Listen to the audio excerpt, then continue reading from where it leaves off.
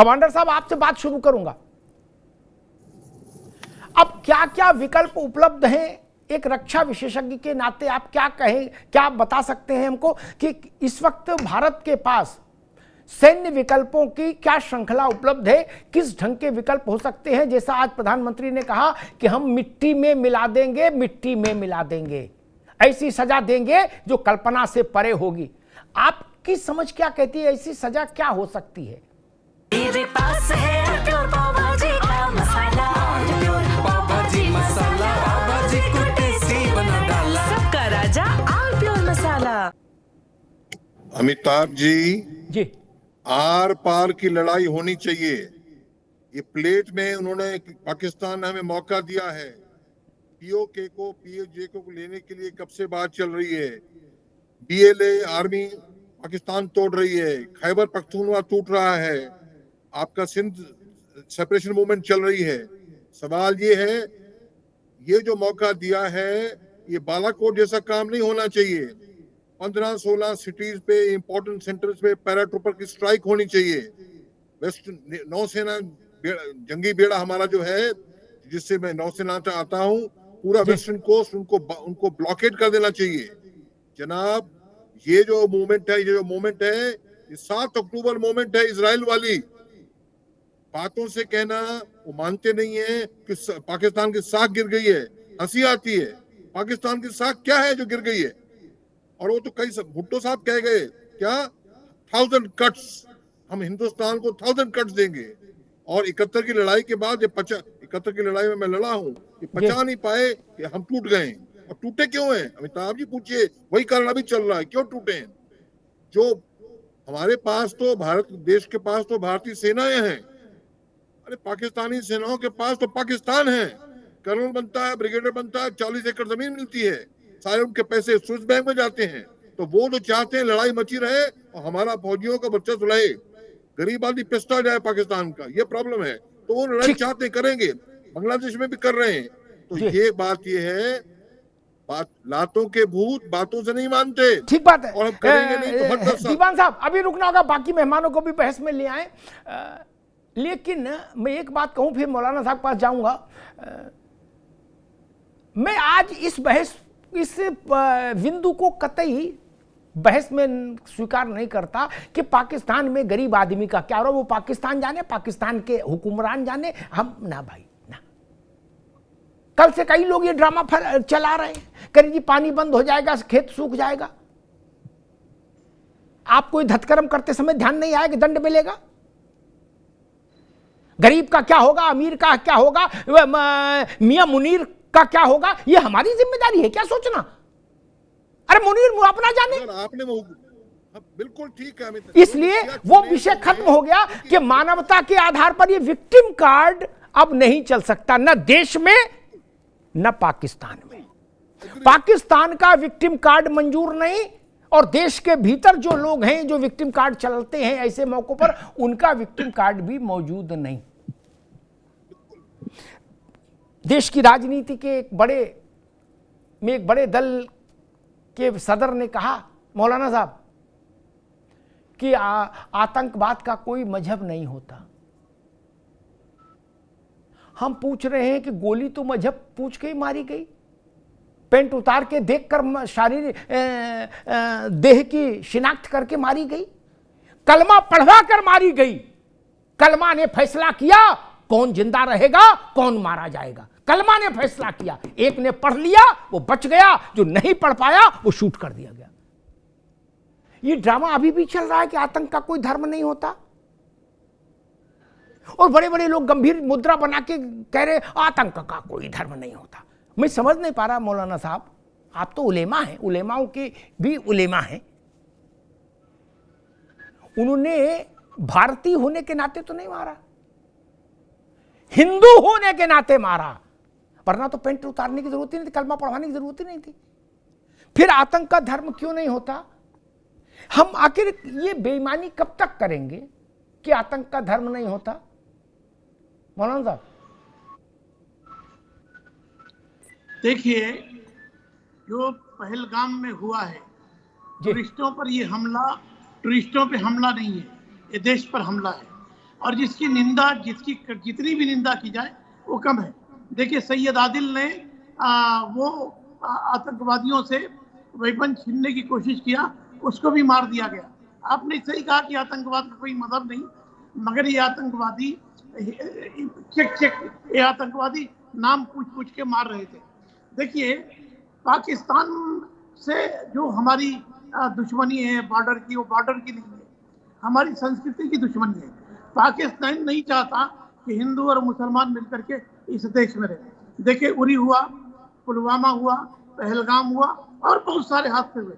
मेरी एक मोदी सरकार से अपील है कि बातचीत नहीं, ये मानव नहीं दानव है और फौज पर अटैक करने की जरूरत है, लतियाने की जरूरत है।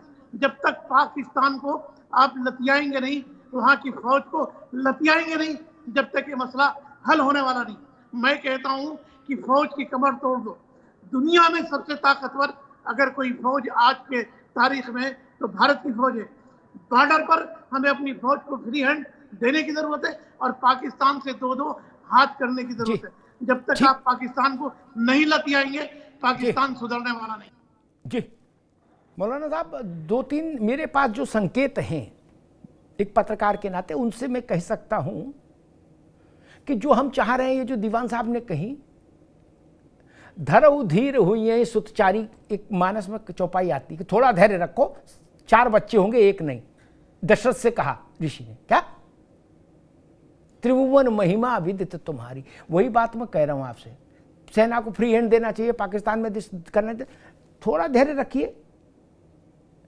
10 से 12 दिन के भीतर जो कुछ इच्छा है मन में सब पूरी हो जाएगी। जो इच्छा दीवान साहब के मन में वो और आपके मन में सब, वो सब छोड़ दीजिए बिल्कुल। सर जिनको करना है वो अब उसी मुद्रा में है, वो किसी किंतु परंतु में नहीं। लेकिन मेरा सवाल ये, उनसे तो हमारी सेना निपट लेगी, सरकार निपट लेगी, लेकिन ये जो गली मोहल्ले में हैं स्लीपर सेल, इन पर तो सेना नहीं चढ़ा सकते ना मौलाना साहब, इन पर तो सेना नहीं लगा सकते। इनका क्या करें, हमारी चिंता इनकी, उसकी चिंता मोदी जी के लिए छोड़ दी हमने, वो हो जाएगा। आज मोदी जी ने मंच से कहा है मिट्टी में मिला देंगे। ये वही बात है जो योगी आदित्यनाथ ने एक बार अखिलेश यादव के एक प्रश्न के उत्तर में विधानसभा में कहा था, मंच से बोले हैं भारत के प्रधानमंत्री। मैं 1 मिनट रुकिए मौलाना साहब, मैं फिर वही कह रहा हूं, इनकी चिंता आप करो। ये जो स्लीपर सेल, बाकी निपटने के लिए कमांडर साहब हैं, हमारी चुनी हुई सरकार है और कमांडर हैं, सेना के लोग हैं। लेकिन जो गली मोहल्ले में स्लीपर सेल हैं, ये जो खादी पहने स्लीपर सेल हैं, इनका क्या होगा? ये मैगी बेचने के काम, मैगी बेचने का कर रहे हैं मौलाना साहब, बड़ी बात कह रहा हूं। कश्मीर में काम मैगी बेचने का कर रहे हैं और पेरोल पर हैं आईएसआई के, सेना के मूवमेंट की जानकारी देने के लिए। उनको शहादत का दर्जा दिया जा रहा है लोगों को। हमको मालूम है जन्नत की हकीकत क्या है, दिल को बहलाने के लिए गालिब ये ख्याल अच्छा है। मौलाना साहब मैं आऊंगा आपके पास, मूल प्रश्न मैंने आपसे पूछा था, बाकी सेना क्या करेगी वो प्रधानमंत्री ने आज कह ही दिया, इससे ज्यादा और क्या कह सकते हैं। वो बिहार की जमीन पर अंग्रेजी में भी बोले हैं, सिर्फ इसलिए कि अमेरिका भी सुन ले, पाकिस्तान भी, ब्रिटेन भी सुन ले, जापान भी सुन ले, रूस भी सुन ले, क्या इसलिए अंग्रेजी में बोले। भारत के इतिहास में ऐसा कभी हुआ तो बता दीजिए।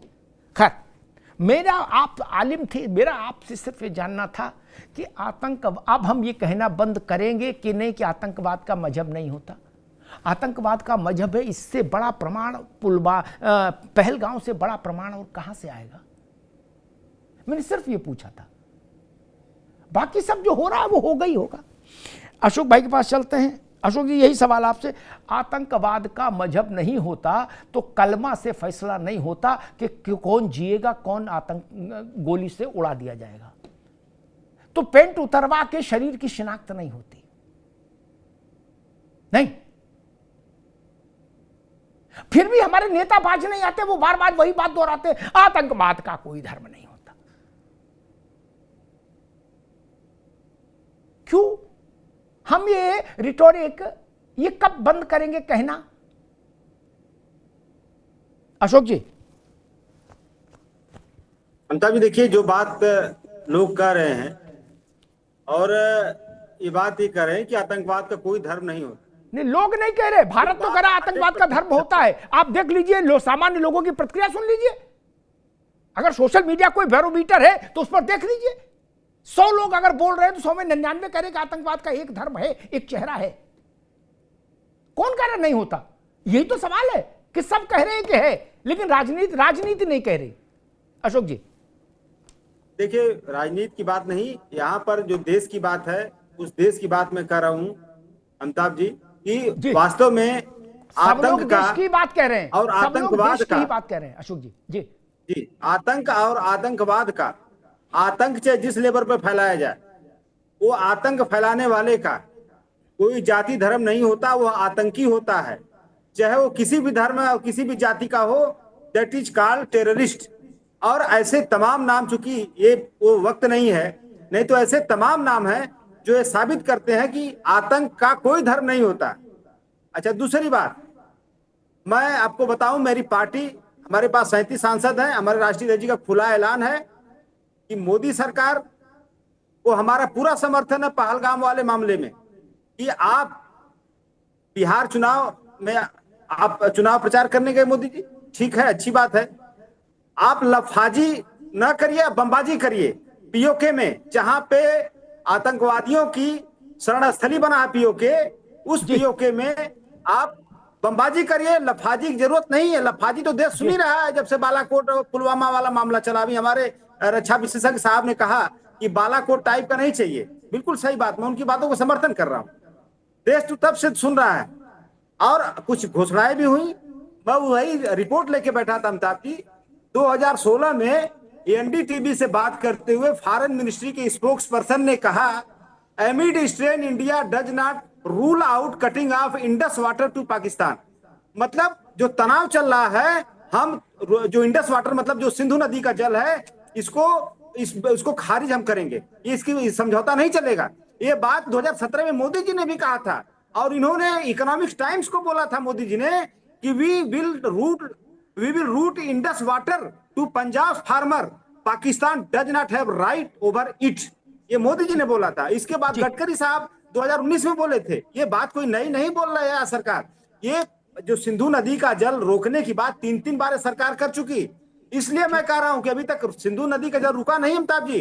इसलिए मैं कह रहा हूं कि सरकार लफाजी न करे, बमबाजी करे और देश को यह साबित करे कि हाँ, हमारे देश के ऊपर हमले करने का क्या परिणाम होता है। ठीक है, पूरी पार्टियां थोड़े में ज्यादा स्वाद, यही तो है इसकी खास बात। वाओ मम्मा, क्या स्वाद है। अरे मेरे राजा, सबका राजा